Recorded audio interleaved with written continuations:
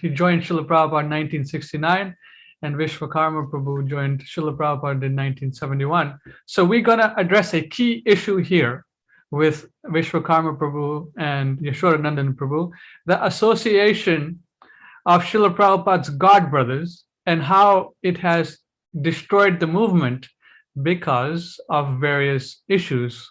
So go ahead, Vishwakarma Prabhu, please. Well, what had happened, Prabhu, was Ban Maharaj had come to Toronto in 1974. And as you know, Ban Maharaj was sent to England to preach Krishna consciousness under the order of Bhaktisiddhanta Saraswati Goswami Prabhupada. And he failed in being able to get any success there. So he went back to India, and then subsequently he was invited to Toronto by Professor Joseph O'Connell, who was the associate professor of Vaishnava studies at the University of Toronto, to speak. And because he invited him, we had found out, we were friends of Joseph O'Connell. We used to speak at the University of Toronto. So he told us that Ban Maharaj was coming and we should hopefully meet with him, because we were running a temple, the Toronto temple. So we took advantage of it and we went to meet Ban Maharaj at Joseph O'Connell's house. And then subsequently, we were, let me say, somewhat inexperienced in terms of dealing with Prabhupada's God brothers, very inexperienced and naive in a sense. So we invited him to speak at the Toronto Temple on Gerrard Street at the Sunday feast. Oh, so he gave a lecture, and in the middle, we were all sitting in the temple room, and all of a sudden he just started to display ecstatic symptoms like tears and different physical manifestations of love of God, which for us appeared to be sahajya. Even back then, as really neophytes in the mission, Visvakarma Das Brahmachari, etc., we realized this wasn't the right thing. So we got up and went into the hallway and left the room. Oh, then we got a hold of Prabhupada, and Prabhupada was told what happened. And when he asked us various questions. He asked us, was Ban Maharaj wearing tilak? Did he have neck beads? Was he carrying a danda? Did he have a bead bag? The answer was no. He had no neck beads. He had no tilak.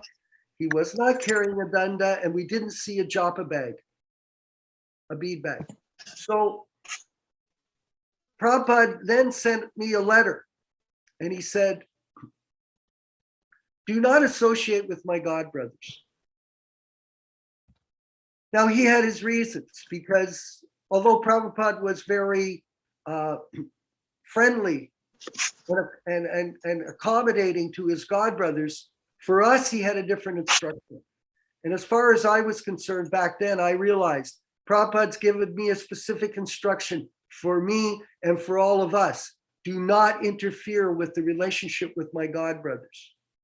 Now, what happened was, when Prabhupada finally left the planet, unfortunately, in November of 77, the first thing that Bhavananda and Jayapataka did was go to Sridhar Swami and ask him advice on how to conduct the initiation process, because they were already positioning themselves to become zonal acharyas.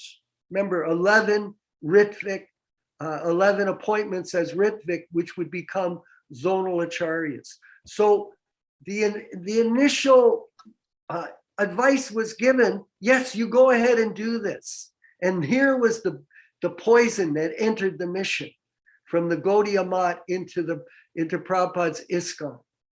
Because all of the Gaudiya Math were running their organization the same way. All individual culty groups Hmm. on their own, everyone trying to be the best sannyasi, the big guru with the most disciples. And then immediately after that, then they started to run to make their Vyasasans in ISKCON. And this was the beginning of the end for the society, to disobey the orders of the spiritual master. Okay, Yasodananda and Prabhu, can you elaborate a little bit and read some quotes? You said you wanted to explain a little bit. Yes, I mean, there are many instructions from Srila Prabhupada with regards to the situation with his godbrothers. Now, in 1967, Srila Prabhupada gave some instruction with regard to a lecture in New York on April 19, 1967. Said, our godbrother, Professor Sanyal, he was a very nice man. He was doing nicely as long as our spiritual master was present. But after his departure, he became a party man and he created havoc.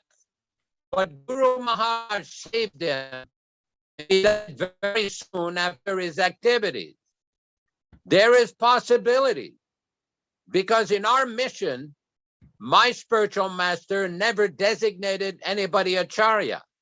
He left the days that you combine work, and who is acharya, he will come out. But this man wanted to post one of his pet fellows onto the acharya post. And the result was that the whole missionary activities were disturbed. He did not follow the instruction, and there was havoc. That havoc is possible. As soon as we commit any offense to the pure devotee, the representation of the pure devotee is the spiritual master. Then the whole process will be stopped. Therefore, one should be very careful that he may not bring the mad elephant, that mad elephant of offense onto the lotus feet of the spiritual master and pure devotee. This is the process. This is from a Sri Chaitanya Charitamrita lecture in New York, USA on April 19, 1967. Now, what is quite significant is very early on, Srila Prabhupada expressed his opinion or his view that this whole idea of acharya appointment created so much problem in the Gaudiya Math. That was one of the root causes of the breakdown of that whole institution. And Prabhupada did not want that to be introduced into our society. He did not want that. So this is quite significant, because what we saw at different times during Prabhupada's manifested presence, he gave numerous instructions about this point. For example, in 1968, Prabhupada had some disciples in India, and one disciple went and took re-initiation from this Ban Maharaj. And Prabhupada wrote on March 26, 1968, my dear Rishikesh, please accept my blessings. I'm in due receipt of a letter of March 14, 1968, and I'm greatly surprised. I am greatly surprised for Ban Maharaj initiating you in spite of his knowing that you are already initiated by me. So it is deliberate transgression of Vaishnava etiquettes and otherwise a deliberate insult to me. I do not know why he has done this, but no Vaishnava will approve of this offensive action. And Prabhupada went on and explained how this was definitely not acceptable. Then Prabhupada wrote another letter on February 17, 1968. Prabhupada says, the other books in the Gaudiya Math paper are acceptable. If you have free use of Xerox machine, you may make copies of some of the smaller works. Regarding Bhakti Puri, Tirtha Maharaj, they are my brothers and should be shown respect. But you should not have any intimate connection with them, as they have gone against the orders of my Guru Maharaj. Now, this is a very important point because we see a very similar situation with many of our God brothers, leading God brothers, who have gone against the orders of Srila Prabhupada. And that is why there's been so much disruption and chaos in the ISKCON missions since 1977. Srila Prabhupada wrote on the 26th of April, 1968, he says, except with regards to Bon Maharaj, he was first deputed by my Guru Maharaj, along with our late God brothers, Bhakti Pradip Tirtha Maharaj, to open a missionary center in London. And he stayed there for 3 years, but did not make any appreciable advance, except that spent enormous money of my Guru Maharaj. And later on, they were called back to India. So that is a great history. It is not possible to say everything in this letter, but for the present, be satisfied with these words. And later, we shall talk more and more. On the whole, you may know that he is not a liberated person, and therefore he cannot initiate any person to Krishna consciousness. It requires special spiritual benediction from higher authorities. The foregoing was from a letter by Srila Prabhupada on 26th of April, 1968. Another letter around that time on June 22nd, 1968, Srila Prabhupada says, unfortunately, present workers in the Bombay Gaudiya Math are not at all competent to do any tangible work. They are staying there for the last 35 years, but they have not done any appreciable work. Srila Prabhupada used this word many times in connection with inactive centers.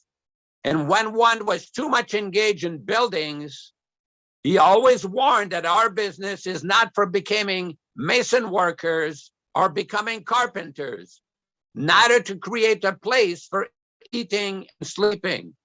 So these are very important points that Prabhupada did not want an eating and sleeping mission. Prabhupada wanted an active preaching organization based fundamentally on his books.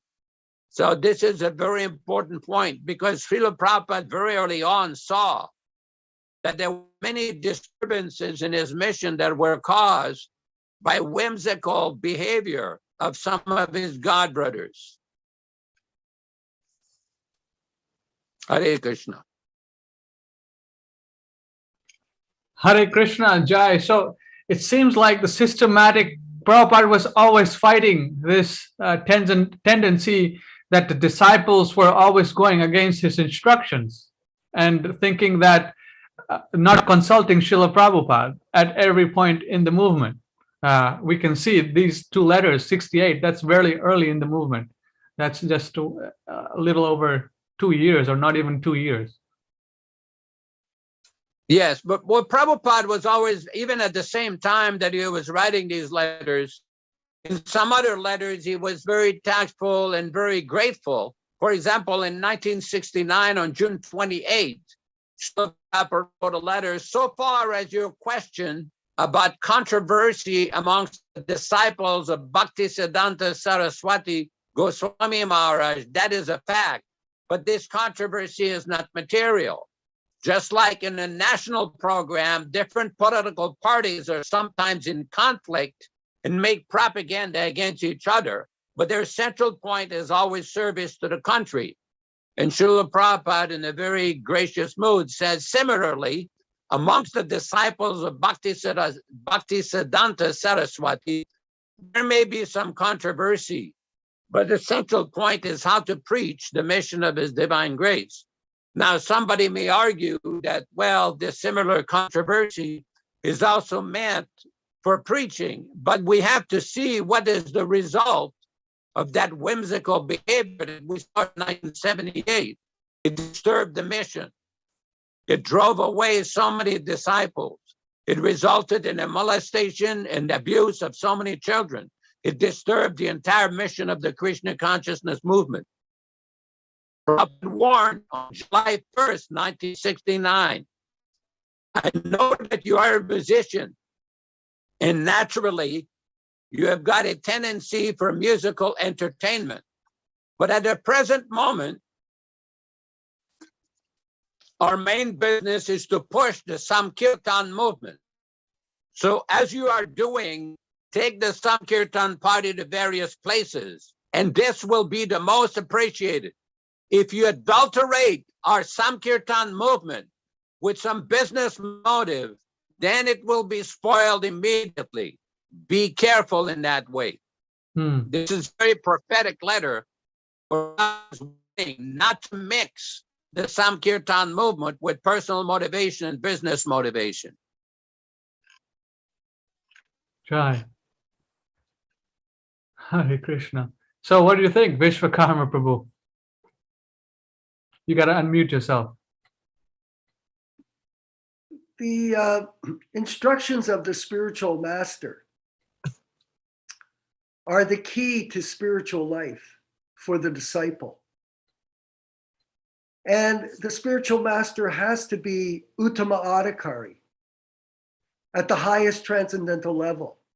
Prabhupada demonstrated by his devotional success of spreading Krishna consciousness globally in such a short time, producing all these wonderful books that he published with his disciples' help, and the opening of so many different temples, and the propagation of the chanting of Hare Krishna through Rath Yatra festivals and other events that were being staged by him, his transcendental potency as the greatest preacher of Krishna consciousness in the history of the world.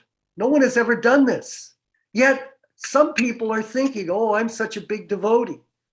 For example, some of our godbrothers, they think that because they are using the vehicle of Srila Prabhupada to propagate the guru business for themselves, that they become great acharyas. This is a big mistake.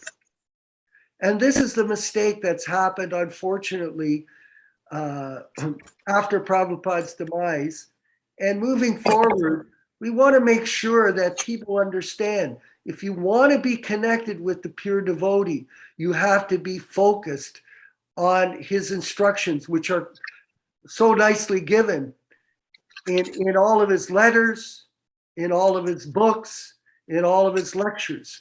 A lot of people, they take small sections of Prabhupada's teachings and use them to justify their actions, or they misinterpret what Prabhupada's saying. They don't have the big picture here of what is meant to be for the Krishna consciousness movement coming from A.C. Bhaktivedanta Swami. So what we want to do moving forward into our future groups is to be able to fill in the blanks, give the big picture, and let the intelligent people that want to take the Krishna consciousness do it properly and not be misled by so many manipulated philosophies from various people that are in the guru business, let's say. Yeah, this is very important. From my understanding or my experience in Krishna consciousness, I started about 2008, 2009. I got the Bhagavad Gita. I was looking at different gurus online. Srila Prabhupada was one of them. And then I started systematically investigating about spiritual life. And slowly things progressed. Then I came in contact with the devotees locally. Then I went to India. Then I met a bogus guru. Then I figured out, oh, there's something missing here, you know. And then I was always hearing Srila Prabhupada's letters, conversations, audio. So that was always with me. And I stuck with Prabhupada, you know, even though I saw that, okay, what he's speaking is very heavy, you know. But later on, I found out that, okay, you know, he's talking to me, and then he's the only bona fide guru. And then I got in contact with Yasodananda Prabhu, yourself, Narayan, Ishan Prabhu. And in this way, my journey and my faith in Srila Prabhupada got solidified. Now I have come to a philosophical understanding which cannot be broken, by anyone. And not only that, I've realized these things, that what you devotees are talking about, how Prabhupada is a Shiksha and Diksha Guru, and there's association of Srila Prabhupada's disciples who are very fixed up, and they have also realized these things. So in this way, all the devotees who are watching, they can benefit from your association and watching the videos.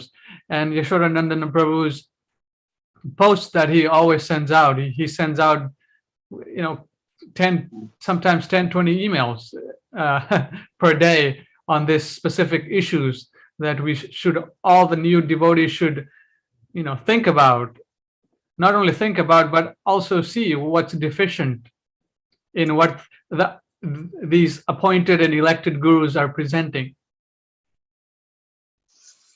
One point I want to make, just recently we had a discussion with some devotees that were asking, what is the real meaning of reading and studying Prabhupada's books? In 1972, Vrindavan, Srila Prabhupada gave a series of lectures called the Nectar of Devotion lectures at the Radha Damodar temple.